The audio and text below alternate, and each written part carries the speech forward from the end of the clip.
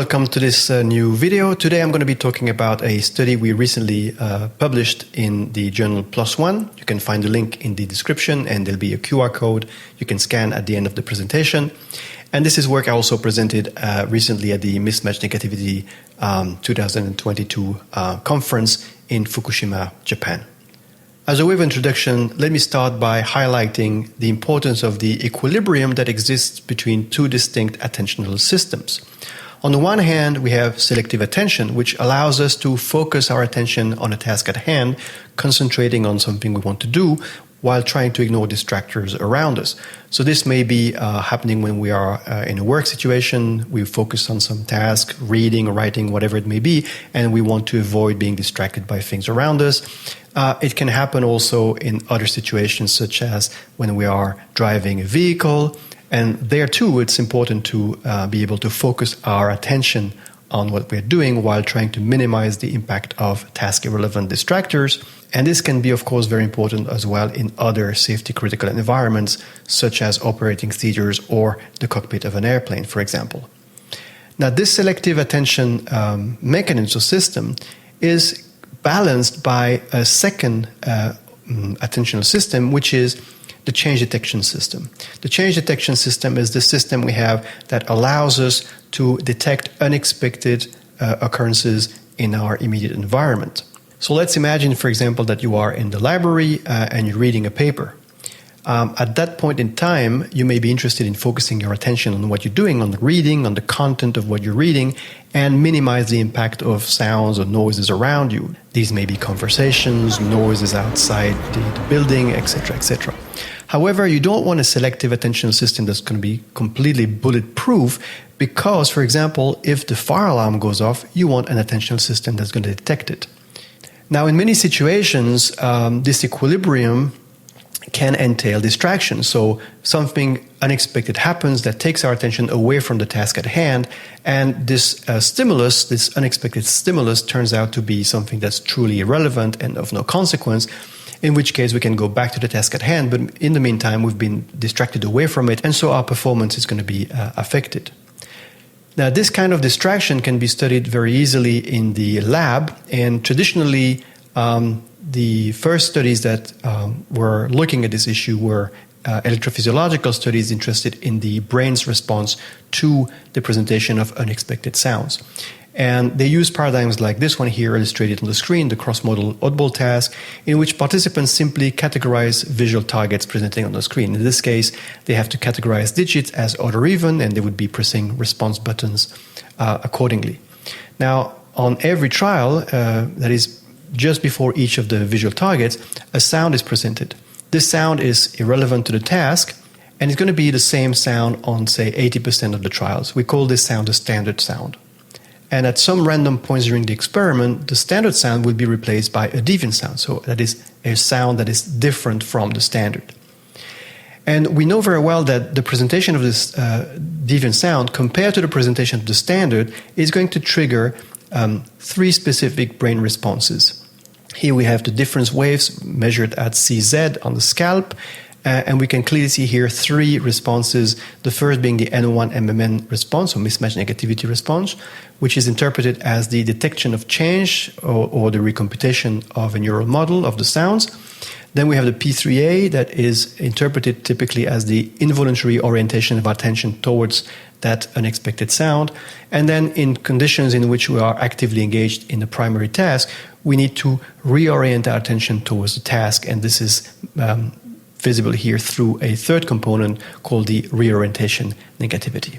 However, my interest was not so much in the electrophysiological responses to the deviant sound, but in its behavioral impact.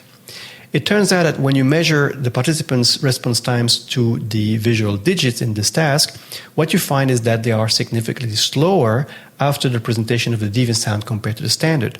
And this measure of distraction is very robust and reliable. You can find it in many studies using this paradigm, where the auditory stimuli are distractors and the visual stimuli are the targets. You can also find it in different versions of the task. We ran some tactile visual tasks where the distractor was tactile a vibration presented to the participants' hands and the targets were visual, but you can also observe it and measure it in purely auditory tasks or purely visual tasks. So there's a whole bunch of tasks and studies that have demonstrated this effect. And we're starting to understand better the mechanism through which this behavioral distraction is occurring. In the literature, deviant sounds are often described as rare and unexpected. Now, these two things are not the same thing. Take the example of an eclipse of the sun. We can agree that this is a rare event, yet it's perfectly predictable. And when it comes to auditory distraction, we know that deviant sounds cause behavioral distraction not so much because they are rare per se or because their base rate probability is low, but rather because they violate our sensory predictions. So if stimuli that violate our sensory predictions have the capacity to distract us, that produces some interesting new hypotheses. One in particular that we were interested in for this study was the following. Could the absence of a sound, could the omission of a sound that we expected produce distraction? Surely you can't be serious. I am serious. And don't call me Shirley. So you might think that in order to measure the impact of an unexpected silence, you might just need to introduce unexpected silences among standard trials. Now the problem with this method is that when we are omitting the sound on some rare trials in the task, we are actually conflating two possible effects. The presentation of silence there is true, is a violation of our sensory predictions in the sense that the cognitive system should expect the standard sound and instead it receives silence.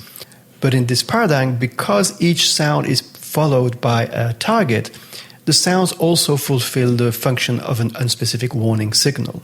They alert us of the imminent presentation of our target. And we know from a bunch of studies in the 1960s that unspecific warning signals facilitate motor performance and speed up responses. So here really replacing deviant sounds by silences won't cut it, because if it produces an effect, we won't be able to tell whether it's due to one factor or the other, or indeed by both. So one possible solution to this challenge comes from a study I published in 2016.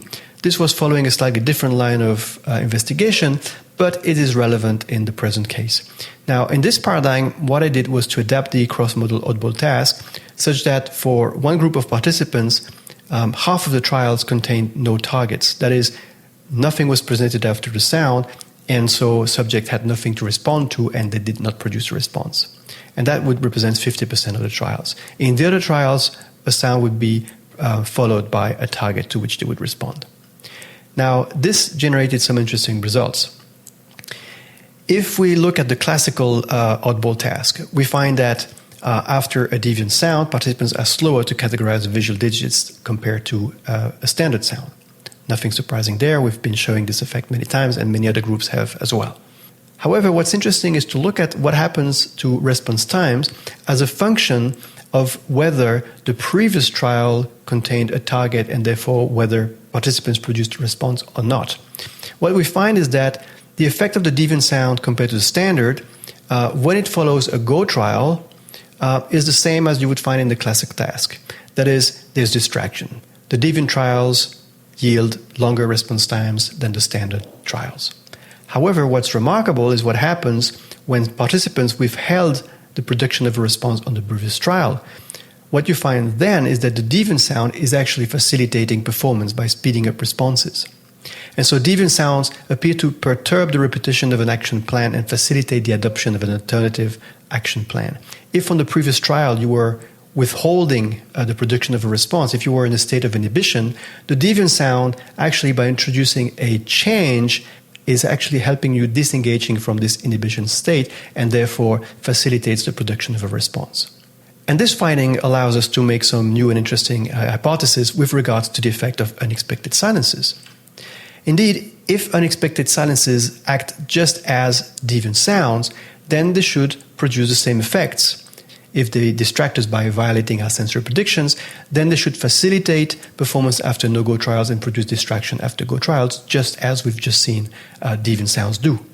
However, if unexpected silences do not distract us by violating our sensory prediction, but merely because silences constitute the absence of an unspecific warning signal, then we should find that they will slow us down across the board, regardless of whether participants produced a response on the previous trial or not. So this is the paradigm we use to test this. We have a cross-modal task in which 50% of the trials contain no targets, therefore participants produce no response on those trials. And we're going to be looking at performance as a function of whether participants produced a response on the previous trial or not, and as a function of the type of sound condition. So, of course, we have the standard sound condition, 80% of the trials, where we present the same tone. And then we have two conditions in which something unexpected happens. The deviant sound condition, 10% of the trials, we present a sound that is different from the standard sound. And then we have 10% of the trials in which the sound is omitted, and so we have an unexpected silence. If we look at the results, first looking at performance in the post-go trials, we find that the deviant sound produced longer response time than the standard, so we have distraction. In the post-no-go trials, that is, when participants withheld the production of a response on the previous trial, we can see that the deviant sound facilitates performance by speeding up responses compared to the standard condition. So there we replicate our previous findings. What's remarkable, however, is what happens to the unexpected silences condition.